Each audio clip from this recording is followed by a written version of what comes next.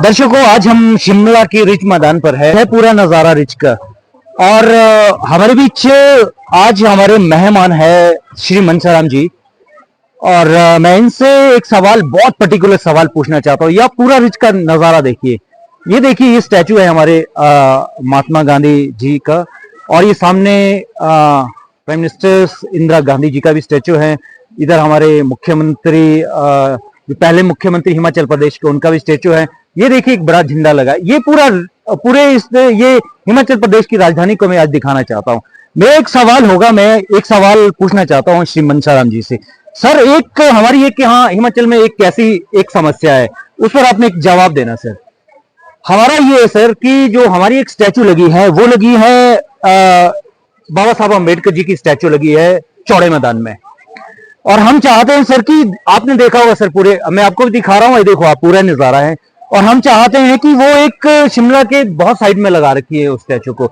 और हम चाहते हैं कि वो जो हमारा वो जो बाबा साहब की स्टैचू, वो इस प्राइड है हमारा हिमाचल का, ये रिच मैदान, यहाँ पर लगनी चाहिए। यहाँ सब बड़ी बड़ी एमिनेंट पर्सनालिटी की स्टैचूज लगी हैं। और इसके बारे में आप क्या कहना चाहते हैं सर? मैं आपसे एक व्यूज लेना चाहता हूँ। और मैं इनके बारे में कहना चाहता हूँ, ये बहुत बड़ी बड़ी ऑर्गेनाइजेशन से जुड़ी है। और इनकी जो पूरी बहुत सारी ऑर्गेनाइजेशनें हैं, जो ये पेवेक सोसाइटी है, एक कॉलेजियन सब प्लान के लिए काम कर रहा है, एक महापंचायत काम कर रहे हैं, ये नशा मुक्ति में काम कर रहे हैं, और बहुत सारी ऑर्गेनाइजेशन से ये जुड़े हैं। इसीलिए मैं इनसे सवाल पूछता हूँ, बहुत बड़े सोशल एक्टिविस्ट है, कि ये ऐसा क्यों है सर? क्यों हम ऐसा, गवर्नमेंट इस तरह के व्यवहार करती है हमारे महापुरुषों के साथ? सर, जरा एक छोटा सा बाइट आप दो इस पर। देखिए, ये बहुत पुराना इशू है। ऐसा नहीं है कि इस इशू के ऊपर कभी बात नहीं हुई। मैं अपने डिपार्टमेंट से जून 1991 में शिमला में ट्रांसफर होके आया था। उस समय यहाँ पर प्रोफेसर खजान सिंह धीर जी, जो स्टेट के नेशनल सर्विस स्कीम NSS के स्टेट कोऑर्डिनेटर थे, और उनकी पोस्टिंग थी सेक्रेटरीट में, HP सेक्रेटरीट में। तो हम उस टाइम भी एक्टिविटीज करते थे। उस टाइम यहाँ पे doctor BR Ambedkar educational society के नाम से एक संस्था थी, जिसके साथ हम जुड़े थे और उसके साथ हम काम करते थे। ये इशू हमने सेक्रेटरीट में भी उठाया उस टाइम 90s में हमने बाबा साहब की स्टेच्यू का इशू उठाया था। उस टाइम चौड़ा मैदान में भी स्टेच्यू नहीं लगा था, और हम चाहते थे कि जहां स्टेच्यू लगे वहां पे बाबा साहब की लाइब्रेरी भी बने।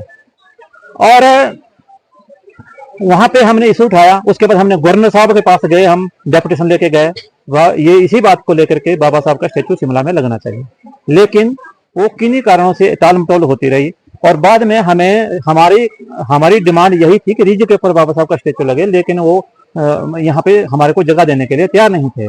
उस टाइम के चीफ सेक्रेटरी थे मिस्टर मुखर्जी साहब को जब हमने और धीर साहब हम इकट्ठे वहां पे गए, तो यहाँ तक धीर साहब ने मुखर्जी साहब को इसलिए यहाँ तक बोल दिया कि सर, आप हमारे बाबा साहब का स्टेच्यू रिज के ऊपर इसलिए नहीं लगाना चाहते कि वो दलित समाज से संबंध रखते थे, और आप दलित समाज वालों के साथ छुआछूत की भेदभाव होता है, उसी भेदभाव के तहत आप बाबा साहब का स्टेच्यू रिज पर नहीं लगा रहे हैं। और आप स्टेच्यू का वो ये कह रहे हैं कि चौड़ा मैदान पर स्टेच्यू लगाने के लिए हम जगह देते हैं, पर तो इधर हम रिज पे बाबा साहब बहुत बढ़िया चीज है सर। मैं आज पूरे हिमाचल की नहीं, पूरी इस बात के ऊपर मुखर्जी साहब for God's sake don't say like this.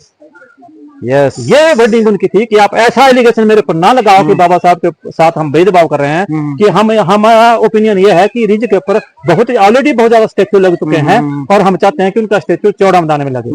इसलिए ये मुद्दा बहुत पहले चल रहा था। हमारी डिमांड इधर रिज पे ही थी लगवाने की, लेकिन जब वहां पे गया तो हमने बोला कि जहां बाबा साहब का स्टेच्यू लगेगा वहां पे लाइब्रेरी भी बननी चाहिए।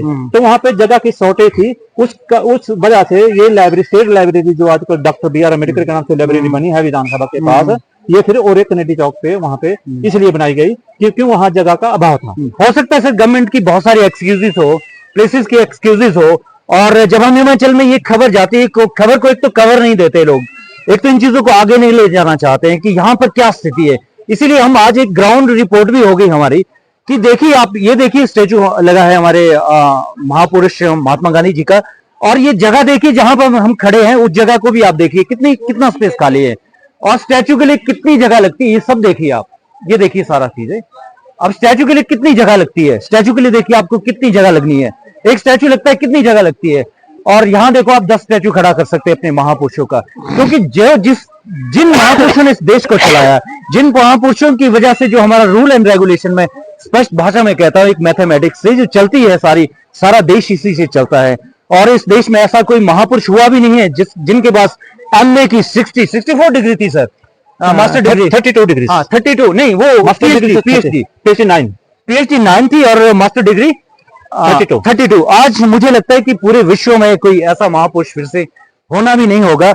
और हम तो जब इस चीज का व्याख्यान करते हैं, इस चीज को बात करते हैं, तो हमें भी रोंगटे खड़े हो जाते हैं ये चीजें देख के कि आज जो हमारा प्राइड है, हमारे महापुरुषों का प्राइड है।